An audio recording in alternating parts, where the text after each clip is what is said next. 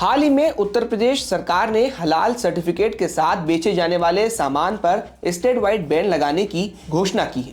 UP खाद्य सुरक्षा और औषधि प्रशासन आयुक्त अनीता सिंह द्वारा जारी एक आदेश में कहा गया है कि हलाल सर्टिफाइड फूड के निर्माण, स्टोरेज, वितरण और बिक्री पर तत्काल प्रभाव से प्रतिबंध लगा दिया गया है।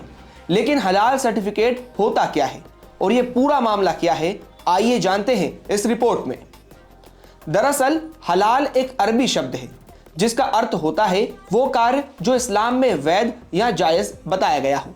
इसका इस्तेमाल अक्सर उस फूड आइटम के लिए किया जाता है जो इस्लामी नियमों के मुताबिक तैयार किया जाता है, लेकिन ये दूसरे उन प्रोडक्ट्स के लिए भी इस्तेमाल में आता है जिनका सेवन या उपयोग मुसलमानों द्वारा किया जाता है।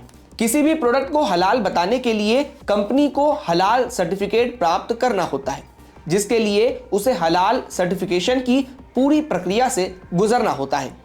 मुस्लिम समुदाय का प्रतिनिधित्व करने वाले और इस्लामी शरिया का पालन करने वाले कुछ निजी संगठन हलाल सर्टिफिकेट प्रदान करते हैं। ये संगठन अपनी सेवाओं के लिए शुल्क भी लेते हैं और हलाल प्रमाणीकरण के लिए संगठनों के अपने अपने मानक और मानदंड हैं। प्रोडक्ट को हलाल सुनिश्चित करने के लिए एजेंसियां ऑडिट, इंस्पेक्शन और लैब टेस्ट के माध्यम से ये प्रमाणित करती हैं कि हलाल सर्टिफाइड प्रोडक्ट हराम सामग्री जैसे शराब, खून, सुअर का मांस या गैर इस्लामी ढंग से काटे गए मांस से मुक्त है।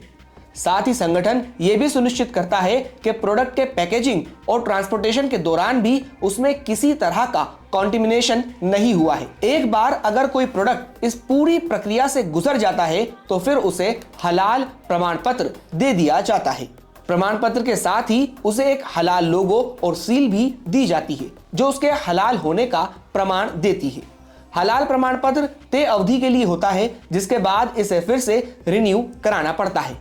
भारत में जमीयत उलमाए महाराष्ट्र, जमीयत उलमाए हिंद, हलाल ट्रस्ट, हलाल इंडिया और हलाल सर्टिफिकेशन सर्विसेज इंडिया जैसी संस्थान हलाल सर्टिफिकेट प्रदान करती हैं। लेकिन सवाल यह है कि आखिर उत्तर प्रदेश सरकार अब हलाल फूड को बैन क्यों कर रही है। दरअसल बीती 17 नवंबर को लखनऊ के हजरतगंज पुलिस स्टेशन में एक एफआईआर दर्ज हुई। शिकायतकर्ता शैलेंद्र शर्मा ने आरोप लगाया कि कुछ कंपनियों ने एक समुदाय के बीच अपनी बिक्री बढ़ाने के लिए उत्पादों को हलाल प्रमाणित करना शुरू कर दिया है और इस प्रकार वो जनता के विश्वास के साथ खिलवाड़ कर रही है। लेकिन ये कोई पहला मौका नहीं है जब हलाल प्रोडक्ट्स पर ऐतराज जताया जा रहा हो। यहाँ पर गौर करने वाली बात यह भी है कि उत्तर प्रदेश भारत का सबसे बड़ा मीट एक्सपोर्टर है।